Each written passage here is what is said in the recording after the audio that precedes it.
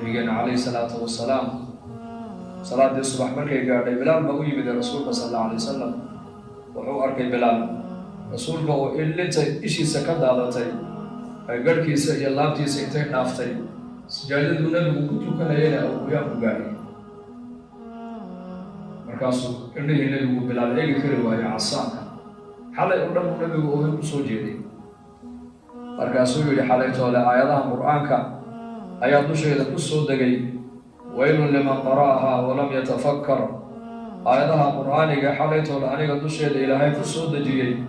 qofka akhristay ee aayadaha tafakur iyo tadabbur ku akhrini waaya kaasaa ogay oo khasaaray buu nabigu yidhi sal alla alay wasalam أواخر سورة آل عمران إن في خلق السماوات والأرض واختلاف الليل والنهار لآيات لأولي الألباب من هم أولو الألباب؟ إلهي ما يريد أبوركا سماواتك لا أبوري يا أراضينتا يا هبينك يا مالك ماركتانا استوامر يا دوشينا اسكو بدل يا إلهي يريد لآيات لأولي الألباب dadka qulubtoodu ay furan tahay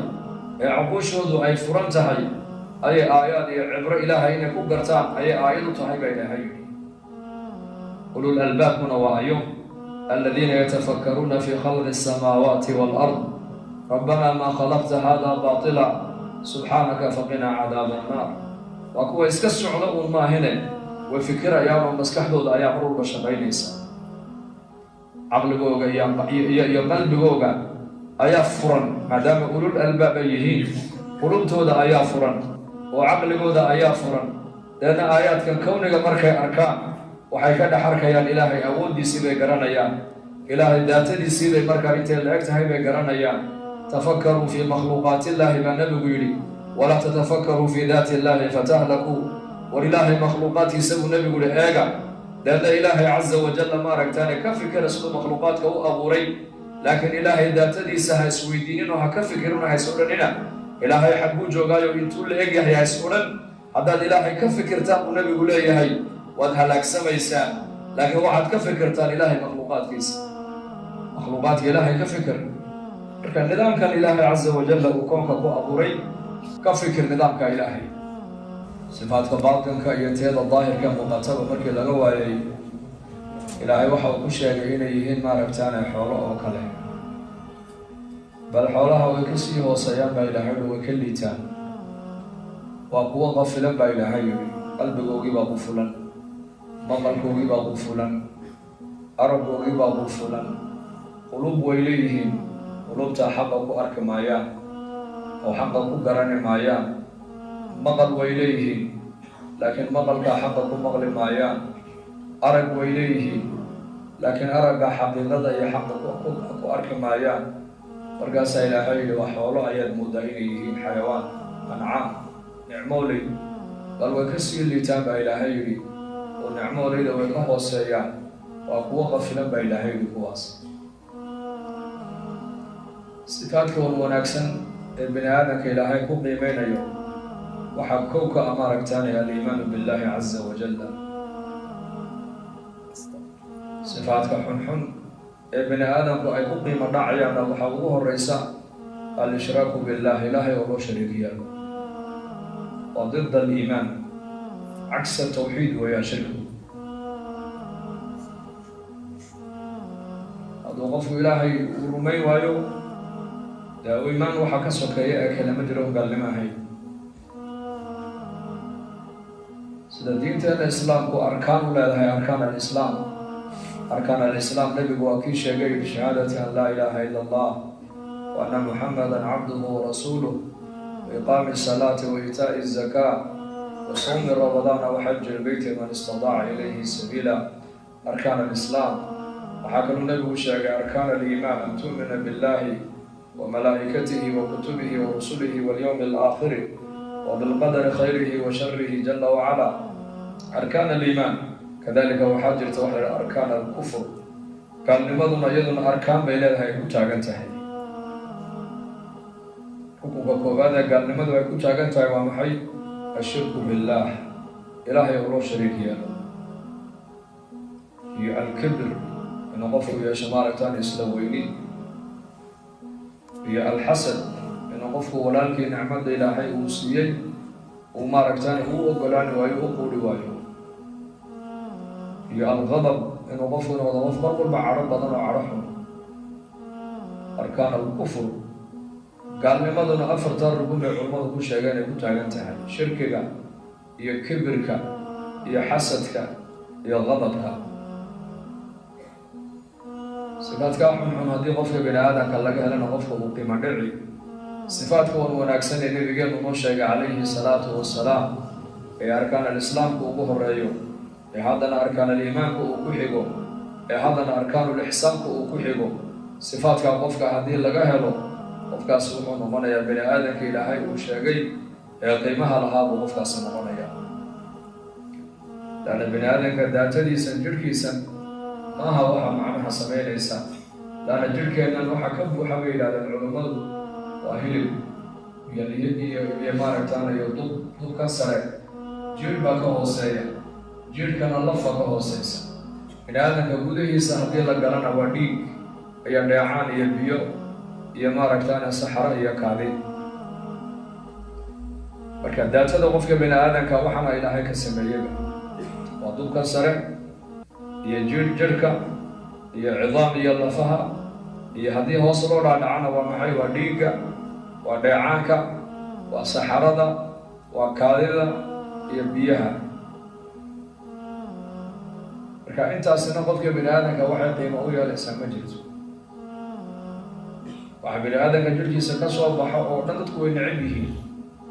afka hadday noqoto khaaqata iyo mandhuufa ka soo bixi dadku way necab yihiin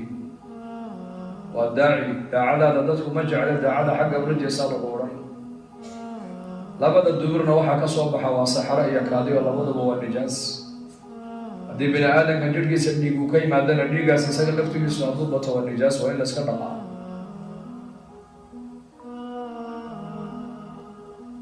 marka bini aadamka jirhkiisa waxaana ka buuxa waxaana markaa bini aadamka waxay qiimo u sameynayaan ma jirto bini aadamka waxa ilaahay ku qiimeynayaa waa tusaalaha wanaagsan waa sifaadka wan wanaagsan weeyaan daahirka iyo tabaatinka sifaadka baatiniga waa maxay waa aliimaaniyaat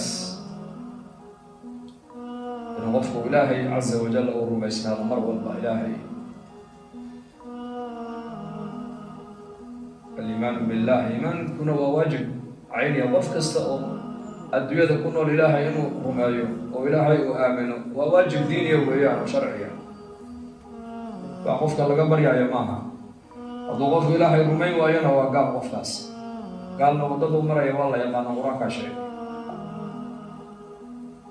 marka sifadan u horreysay bini aadamka ilaahay ku eegay ku qiimeynaya waa maxay waa aliimaan in dadku ilaahay ay rumeeyaan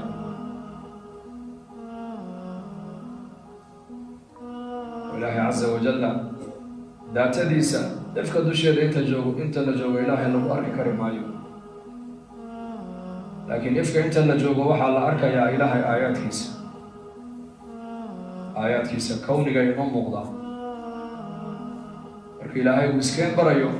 daa'iman ilaahay waxa uu noo bayaamiyaa maaragtaan aayaadka kowniga may dhulka eegaan may cirka eegaan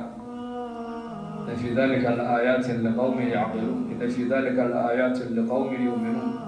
إن في ذلك لآيات لقوم يسمعون إن في ذلك لآيات لقوم يفقهون قرآنك إلهي ما لبدا بقصر العلي نبينا عليه الصلاة والسلام صلاة الصبح مركي قال بلال بقوي من رسولك صلى الله عليه وسلم وحو أركي بلال رسولك إلا إشي سكد على تي قركي سيالابتي سيتين نافتي sijaadadu nabigu ku tukanayana yaa ku gaadhay markaasuu indhihii nabigu bilaal eegi kari waayo casaanka xalay oo dhan buu nabigu oohin ku soo jeeday markaasuu yidhi xalaytoole aayadaha qur-aanka ayaa dusheeda ku soo degay waylun liman qara'ahaa walam yatafakkar aayadaha qur-aaniga xalaytoole aniga dusheeda ilaahay ku soo dejiyey qofka akhristay ee aayadaha tafakur iyo tadabbur ku akhrini waaya kaasaa ogay oo khasaaray buu nabigu yidhi sal alla alay wasalam أواخر سورة آل عمران إن في خلق السماوات والأرض واختلاف الليل والنهار لآيات لأولي الألباب man hum ulul albaab ilaahay baa yidhi abuurkan samaawaadka la abuuray iyo araadiinta iyo habeenka iyo maalinka maaragtaana isdaba maraya ee dushiina isku bedelaya baa ilaahay yidhi la aayaatin liulil albaab dadka qulubtoodu ay furan tahay ee cuquushoodu ay furan tahay ayay aayaad iyo cibro ilaahay inay ku gartaan ayay aayad u tahay baa ilaahay yidhi ulul albaabkuna waa ayo aladiina yatafakkaruuna fi khalqi asamaawaati waalard rabbanaa maa khalaqta hada baatila subxaanaka faqinaa cadaaba annaar waa kuwa iska socda uun maahine way fikirayaan oo maskaxdooda ayaa marwalba shaqaynaysa caqligooga iyo qalbigooga ayaa furan maadaama ulul albaab ay yihiin qulubtooda ayaa furan oo caqligooda ayaa furan deedna aayaadkan kowniga markay arkaan waxay ka dhex arkayaan ilaahay awooddiisii bay garanayaan ilaahay daatadiisii bay markaa intay la eg tahay bay garanayaan tafakkaruu fii makhluuqaati illaahi baa nabigu yidhi walaa tatafakkaruu fii daati illaahi fatahlakuu war ilaahay makhluuqaadkiisa buu nebigu yihi eega deedna ilaahay casa wajalla maaragtaane ka fikira siduu makhluuqaadka u abuuray laakiin ilaahay daatadiisa ha isweydiinino ha ka fikirino ha is odhanina ilaahay xagguu joogaayo intuu la eg yahay ha is odhan haddaad ilaahay ka fikirtaan buu nebigu leeyahay waad halaagsamaysaa laakiin waxaad ka fikirtaan ilaahay makhluuqaadkiisa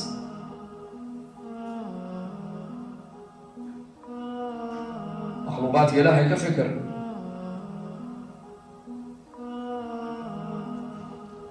marka nidaamkan ilaahay casa wajalla uu koonka ku abuuray ka fikir nidaamka ilaahay usalliya rasuulkeeda usalliya rasuulka war laba yaro ciyaal oo ciyaaraysa waxaad wada u jeesateen ad u kacdeen laa ilaaha ila allah laa ilaaha illa allah soo jeesta insha allah ina fi dalika la aayaatin liuli lalbaab allah inaga dhig ulul albaab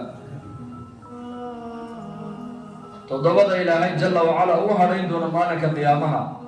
maalinta harhka alla mooyaane har kale uunan jirinna waxaa ka mida buu nebigu yidhi warajulun dakara allaha khaaliyan fafaadat caynaah nin keligii meel intuu iska fadhiistay ilaahay awooddiisa xasuustay ilaahay makhluuqaadkiisa intuu fiiriyey ayuu ilaahay nicamdiisa iyo jalaalkiisa iyo jamaalkiisuu xasuustay deedna labadiisaa indhoodba ilantu ka qubatay buu rasuulku yidhi dadku maanta caqligeeni inaku halkeenu isticmaalnay maanta qalbigeeni maxaa ka buuxa caqligeenuna muxuu ka fikirayaa sifada ugu horraysa ee qofka bini aadamka laga rabo ku liibaani waa maxay aliimaanu billah ilaahay rumeeya sifaad buu ilaahay leeyahay asmaa magac wanaagsanna ilaahay buu leeyahay sifaad baa ilaahay leeyahay jalla wacala raxmaan alraxiim almalik alcaziiz aljabbaar almu'min almuhaymin alra'uuf alraxiim algafuur alshakuur asmaada ilaahay balu fiirso magaca ugu horeeyana waa arraxmaan baa ugu horeeya magaca asmaada ilaahay culimmadu ugu hoosaysiiyeen ugu dambeeyana waa assabuur arraxmaan adduunyada inta la joogo waa kay naxariistiisu khalqiga o dhan ay caam yeeshay gaadhay weeyaan ee khalqiga o dhan ay deeqday assabuurna waa ka mar walba aanan degdegayna sabirkaad siyaha badan ee addoommuhu gaf kastay u geystaan haddana u kaadinaya sabr ayay adkaysanayaan eela kolley way soo noqon doonaane bal u kaadiya labada sifo ee ilaahay casa wajalla asmaadiisu ay ku bilaabantay bale arraxmaan naxariistiisu waa tan kaafirka maaragtaanay gaadhay mushrikiinta ilaahay keyrkii caabudaysa kuwa cadceedda caabudaya iyo kuwa qoryaha ay samaysteen caabudaya iyo kuwa dabka caabudaya naxariista ilaahay waata gaadhay kuwaas waxay culimmadu yidhahdaan qaaruun markii nebi muuse u yimiday ee uu ku been abuurtay nebi muuse calayhi salaam naag xun oo jidhkeeda gadi jirtay intuu lacag siiyey buu ku yidhi waxaad ku tidhaahdaa muuse ay faraxumeeyey ku dheh deedna markay fagaaraha ereygaa ka tidhi ayuu nebi muuse u yimiday gabadhii calayhi salaam wuxuu yidhi ilaaha u shaydaa badda igu kala jaaximaan kugu dhaariyeen